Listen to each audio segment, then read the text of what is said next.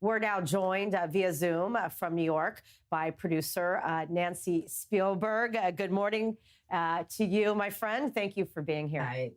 Hi, Emily. I'm thrilled to be with you. I'm just not thrilled about the situation. I know, and I know you are so vocal and so brave, but interesting that, I saw your post on Facebook yesterday, and since then, the festival seems to be, backpedaling, issuing an apology. But is it too little, too late? And are there concerns about how they will, in fact, screen this film?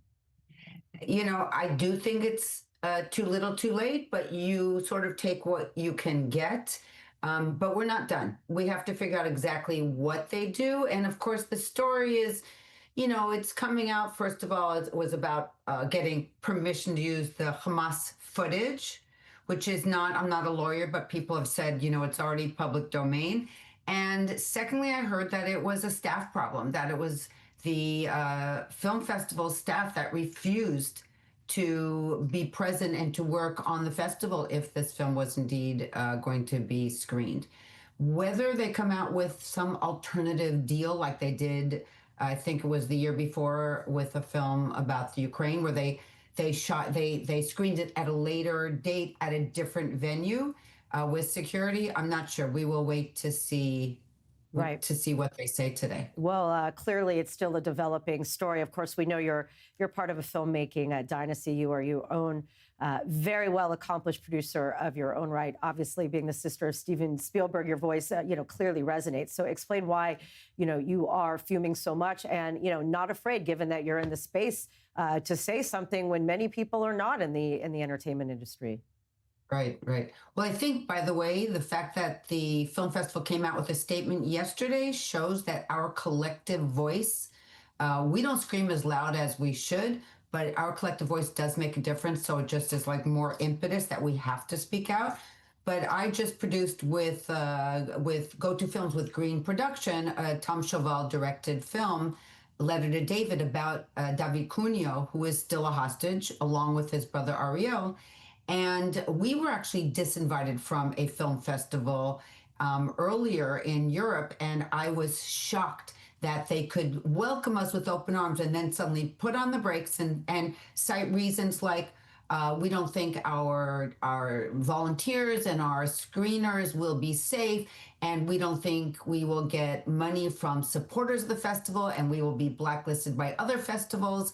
And we are afraid of safety concerns and damage to property. For all these, it doesn't matter almost what the reasons are. Bottom line is we were canceled, along with another film, an Israeli film that had nothing to do with October 7th, a wonderful film. So it was the fact that it was Israel product. And so while I'm not surprised at Toronto, I thought Toronto's huge, and that they are able to encompass, to support all different kinds of views and bring them to a safe space. I mean, that's what a film festival is. We're sharing ideas. The ideas a lot of times are extreme. I have an interesting question that I thought about when I was preparing this. I mean, to think like Schindler's List won, 1994 Best Picture. And, it was revolutionary. People were willing to face it, talk about it, and look at it. But I'm just curious, putting it out there, if it were released now, do you think it would be different in how the world would embrace it? I mean, do you think it would be canceled? Would they not show Jaws because, he's Jewish? What do you think? Yeah, Jaws is just one big piece of gefilte fish. Yeah.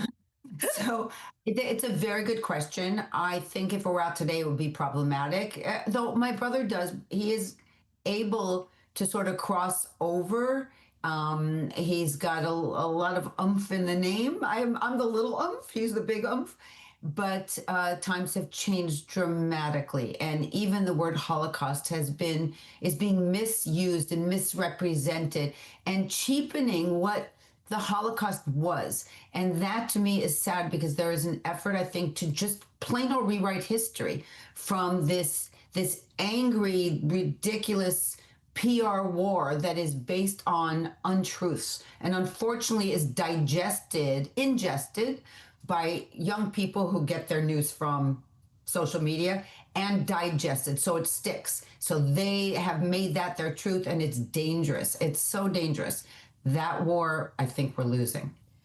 Yeah, well, that's why it's so important to have voices such as yours. Nancy, thank you so much, as always, and it's good to see you, even though we're across a big ocean. Well, I'll come visit soon. Okay, I will be there soon. Okay, you got grandchild to see. All right. Thank you, Emily. Thank you.